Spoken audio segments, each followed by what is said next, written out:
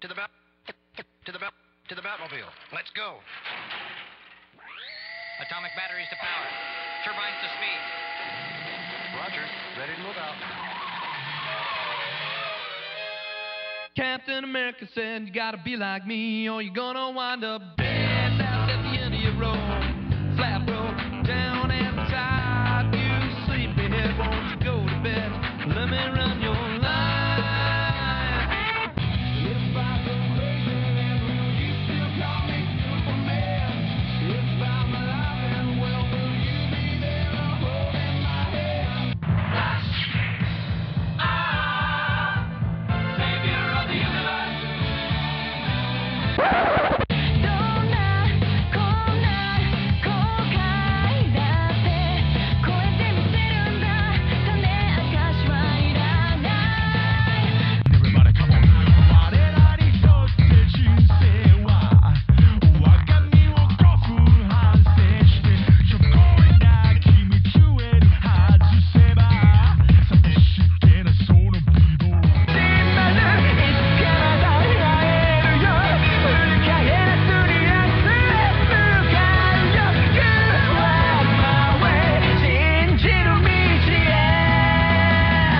Alright, hey guys, this is Flimhawk, and as always, I'm the Gentleman Snark. welcome to another week of awesomeness in the otaku and nerd universe.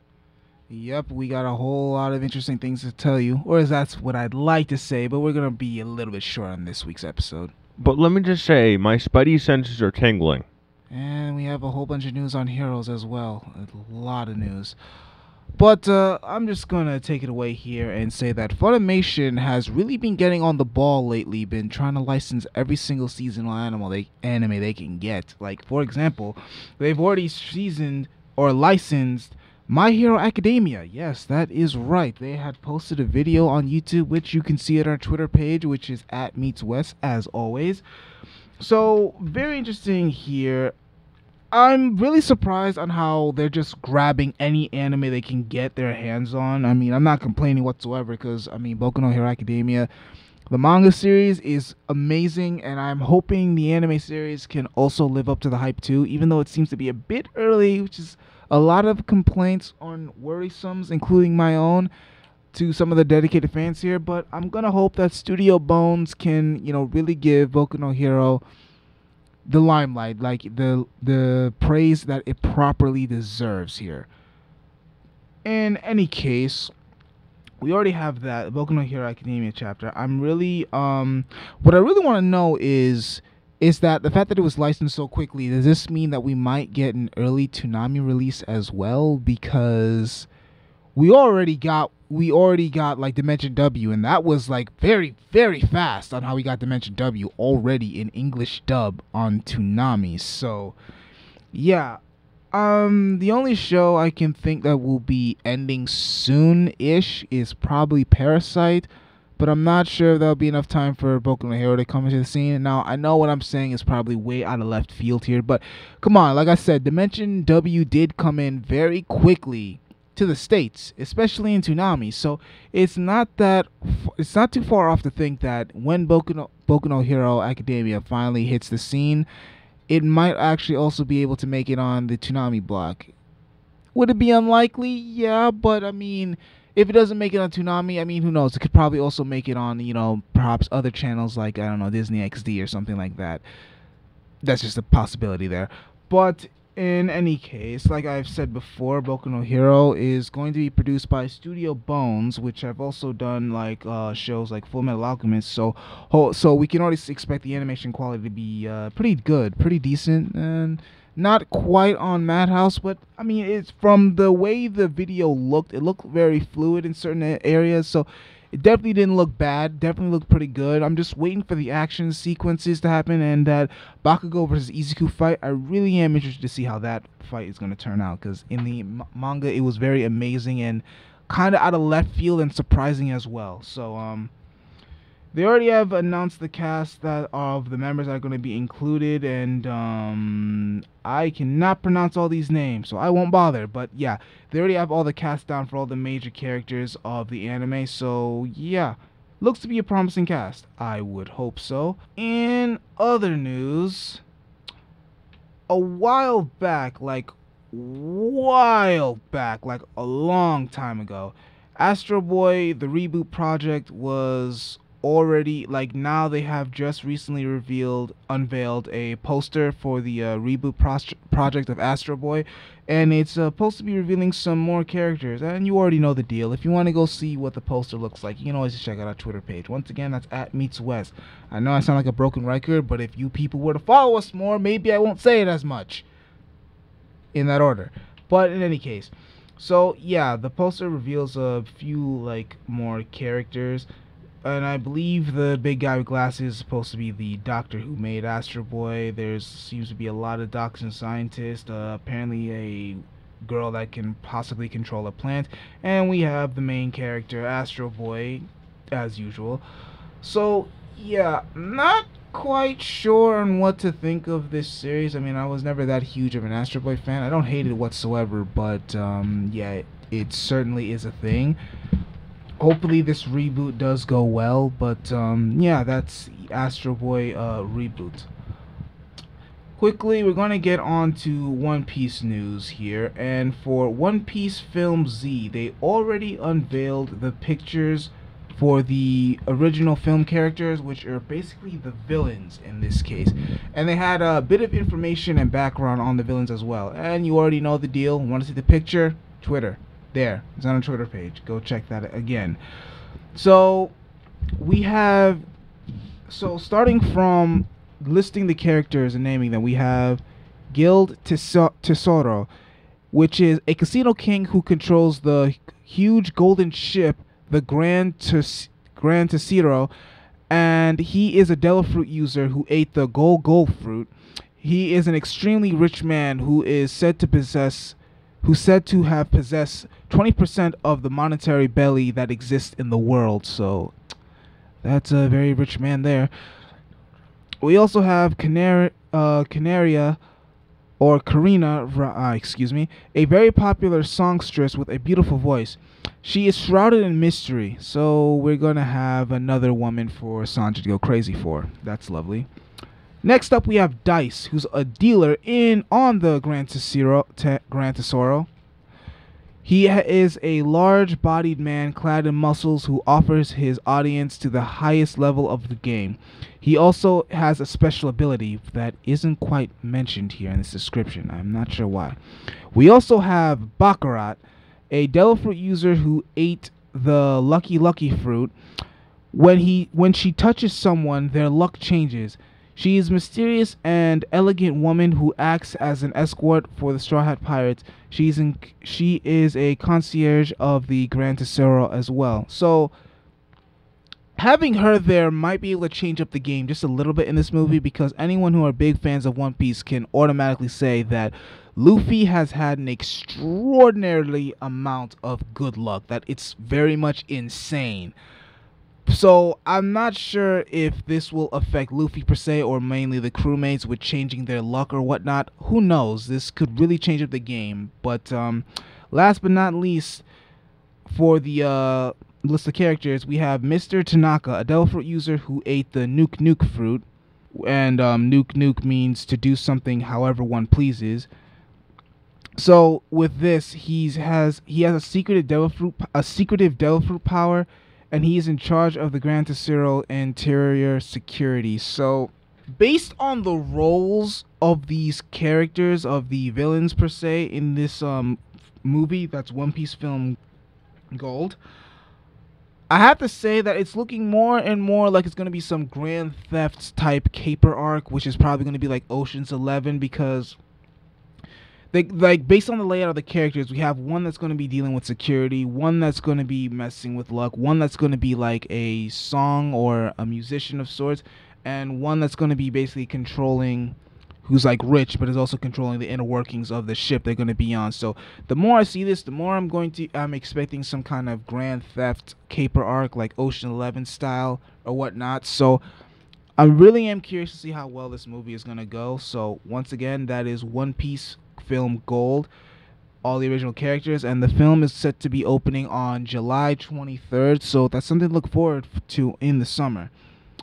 Now, lastly but not least, you already know what time it is, folks. It is time for the One Piece chapter review. So, One Piece chapter 819.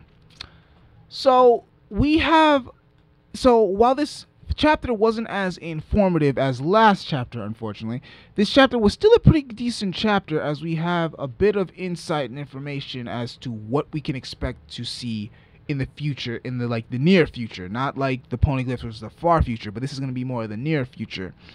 So basically, after we learned that Momonosuke's father, the old ruler of the Wano country, had went with Goldie Roger to his crew to Raftel to discover the secret of the world, we realized that he was killed by both Shogun and Kaido, who now rule Wano country with an iron fist. And as Kinemon, Raizo, and the rest of them had said, that they all want revenge and to kill the Shogun that killed their leader. So it's a typical samurai thing, looking for type of justice and balance to restore honor to their old clan. So nothing surprising there.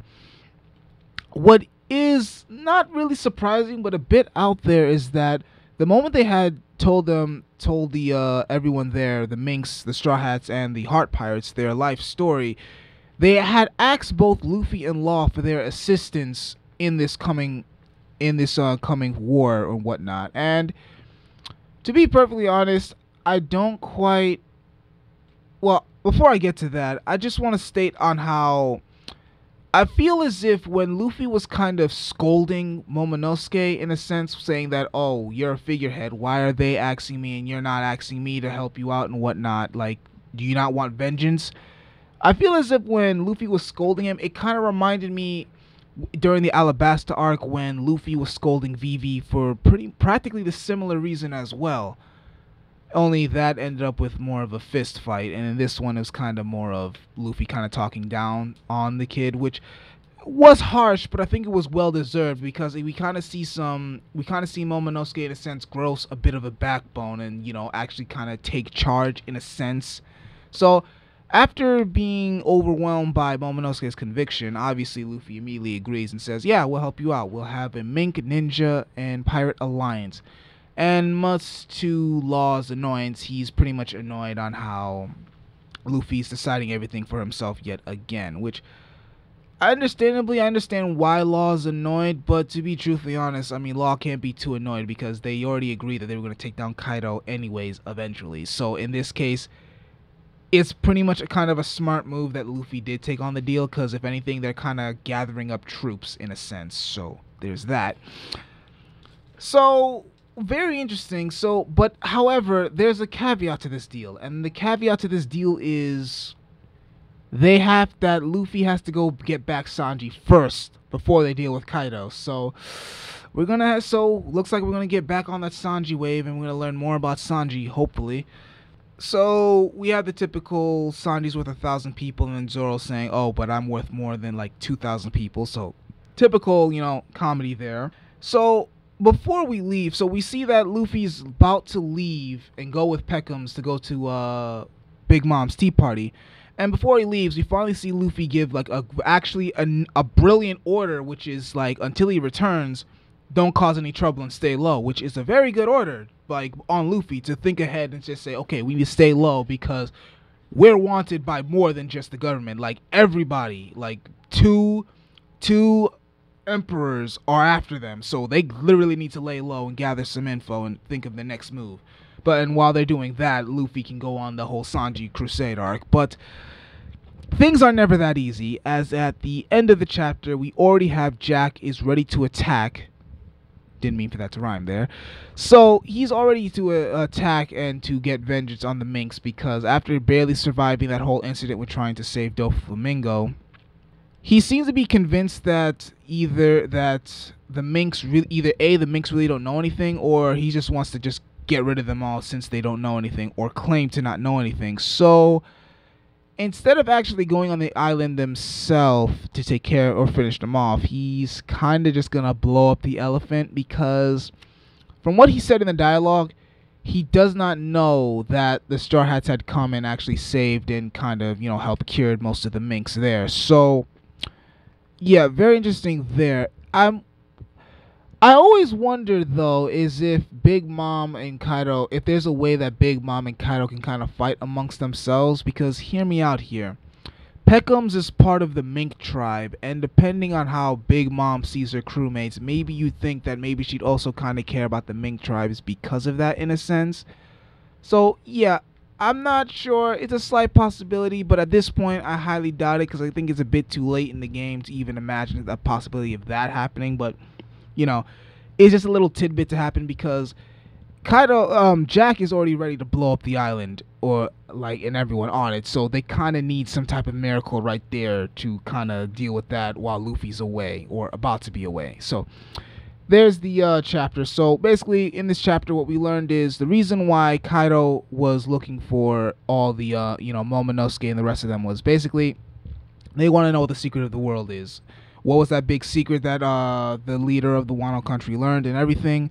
And Luffy had ended up doing an alliance with both the ninjas and the minks. So yeah, very big thing. And lastly, we have Jack is about to destroy everything. So like I said, this chap was very informative on future events and setting up future events, like near future events to happen. And we already have Kaido is probably going to be ready to move at any second, and Jack is already there, ready to blow up the island. So, a lot of things to expect. A very good chapter. I would probably give this like an 8.5 out of 10 if I had to rank this. So, yeah, that is One Piece chapter 819 review. So, yeah, that's it on the anime side of things. Take it away, Flamehawk. Hey, everyone.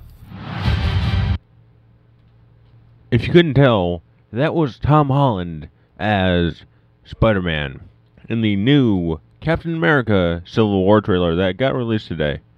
It was a pretty decent series with a lot of jam-packed action, and we could definitely see how each side is starting to form. From Bucky trying to shoot Iron Man stone cold and him actually acting shocked about it.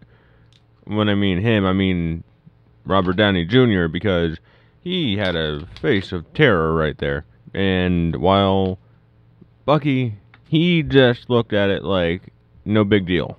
We see Black Panther, which it's a long-waited time to have him on the silver screen. And we see other major characters like War Machine, Black Widow, Ant-Man, and a few others. It's definitely an interesting movie, and the film did reveal a good amount about the characters and how the tension's starting to build as they're getting closer to the release date. But the one thing I don't know about is, while the Spider-Man thing does look good, the way Tom Holland presented himself in that one trailer seemed timid. Not really sarcastic or kind of foolhardy as the regular Spider-Man. So, we'll see if that changes in the future, but that's a few of my observations about the character from his first appearance. What do you have to say about that, Gentleman Snark? It's just that when I heard that they were going to finally reveal Spider-Man in this trailer, I was very interested and I was very excited. And when I actually finally saw the trailer, I gotta say, the costume, like, as far as looks goes, that is Spider-Man. As far as looks goes, looks a phenomenal costume. They stayed true to the classics. Nothing wrong there. They even got the part where he squints his eyes down right. Everything about how the aesthetics of Spider-Man, phenomenal. They were on point. But that, like, when he was just like, what's going on? Or like, what's up, everybody? It's just, I don't know, the tone of voice just seemed very timid to me. Like, it just, not the natural Spider-Man you're used to. Like, the natural Spider-Man in that, in my opinion, if he was in that situation, he would just be there, like, his voice wouldn't sound timid. He'd just be cocky and maybe just a little bit arrogant and sarcastic when he's like, yo, what up, everybody? Like, but he just sounded so timid and kind of a bit off-putting there. Now, I understand from some of what I've heard that the Spider-Man in this one is kind of just still kind of like a little bit of a beginner maybe. So, and since he's kind of in a war with a lot of bigwigs, I can understand maybe that's why he's timid. But I mean, the thing is though, the thing I hope they do is that they have a separation between Spider-Man and Peter Parker. Because if you watch all of our earlier shows, we have debated this plenty of times. But my main thing is that when you have Spider-Man and Peter Parker, the main thing that makes them shine is the duality. Because, yes, Peter Parker is a nerd. He's timid, he's shy, and all that other stuff. But when he puts on the mask, he is no longer like that. He's not that person anymore. He's the wild, he's the crazy, he's the adventurous, he's the hero. He's the upstanding guy with, like, he's, like, always has quirks, always got something to say. Quippage out of anywhere, like, can quip about anything. And that's the main thing I really hope that in the Civil War movie, when we do get to see Spider-Man, that they stay true to that and they're able to actually bring out the quips and, you know, bring out that side of Spider-Man. Peter Parker, keep the nerdiness, keep the timidness, fine. That's Peter Parker. But when he puts on the mask, that has to kind of be like a 180 with his character. That's just my opinion on the matter. Exactly. It's the duality of the character and kind of a Jekyll and Hyde thing going on. Because, let's face it, not going to rehash this too much, but Garfield, Spider-Man, Maguire, Parker. But that is what we had today drop in the nerd realm, and now everyone's starting to scramble up to see what they got about that, and it's definitely worth a look. It's definitely worth a look because this movie looks pretty decent. Although it's not really what the comics were, because in the comics they had the legitimacy of each character in the realm and universe, two sides, and even split up a few households like the Fantastic Four did with the Invisible Woman and Mr. Fantastic. So they won't be able to bring the same feeling to the film, but this film looks pretty decent for what we have to work with. Guess who's back, everyone? Guess who's back? That is right. Howard the Duck will be in Guardians of the Galaxy Volume 2. So, take that for what you will, but we might actually be seeing the Iron Duck in the future if the character starts showing up more in the MCU. I doubt it. I highly doubt he'll be making an appearance, and I don't ever see the opportunity for another feature film because, yeah. But anyways, we have Sylvester Stallone playing a character that resembles Judge Dredd. Now, he's not a Marvel character, so they won't be exactly Judge Dredd, but he will be someone similar to him from the looks in the movie. So, Judge Dredd kind of look-alike and then a Howard Duck on the same screen at the same time. That's definitely interesting right there. Because you don't get to see that much, and pulling a character that's obscure and pulling one that's not even from the Marvel canon or even anything Marvel, because it's a Rebellion Development published. I don't know, it's definitely interesting. Unless they can pull some kind of deal rights with them, which I doubt. I mean, if they can pry Spider-Man away from Sony, who knows? Judge Dredd might be just one small little step to get. We have a little bit of news on the upkeep of the Star Trek newest series. CBS President Les Moonves stated in a comment earlier that when CBS broke from Viacom 10 years ago, January 1st, 2006, one of the big sticking points, as you can imagine, was Star Trek. You know, we both wanted it. They said, it's a movie. I said, no, it's a TV series. actually, we were both right. So they kept the feature film rights. We kept the television rights. They have Star Trek Beyond, which is coming out soon in the summer on July 22nd. And our deal with them is that we wanted to wait 6 months after the film is launched so there wouldn't be any confusion in the marketplace.